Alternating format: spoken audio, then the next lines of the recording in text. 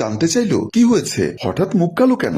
একটা ছেলে এসেছে প্রবাস থেকে, সুমির সাথে নাকি ওর প্রেমের সম্পর্ক। সুলেখার মুখ কালো হয়ে গেল, কাপা কাপা গলায় বলল, কি বলছো, সত্যি একটা ছেলে এসেছে? আমি তোমার সাথে মিথ্যা বলবো কেন?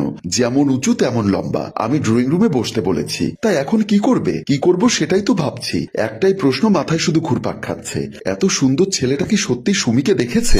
আমার মনে হয় দেখেছে, না দেখলে এত দূর ছুটে আসবে কেন? এমন সময় ধ্রুব ভাই ভাবির কাছে এসে বলল, ড্রয়িং রুমে একটা ছেলেকে বসে থাকতে দেখলাম। ছেলেটা কে ভাবি? সুলেখা সবকিছু ধ্রুবের কাছে খুলে বলল। সব কথা শুনে ধ্রুব বলল, এবার আমি ছেলেটাকে চিনতে পেরেছি, সুমি ওর কথা আমাকে বলেছিল। শামীম আলী বলল, তা এখন কি করবি? ধ্রুব কিছু সময় কি যেন ভাবলো, তারপর মুচকি হেসে বলল, যা করার আমি করব। ভাইয়া তুমি কাজে নিয়ে এসো, আজই এই ছেলের সাথে সুমির বিয়ে হবে।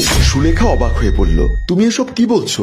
আমি যা বলছি তোমরা তাই করো, আমি আর কথা না বললে কোনো কথা তোমরা বলবে না, বলেই সুমি রুমের দিকে চলে গেল। শামীম আলী বলল, জানি না এখন কি হয়।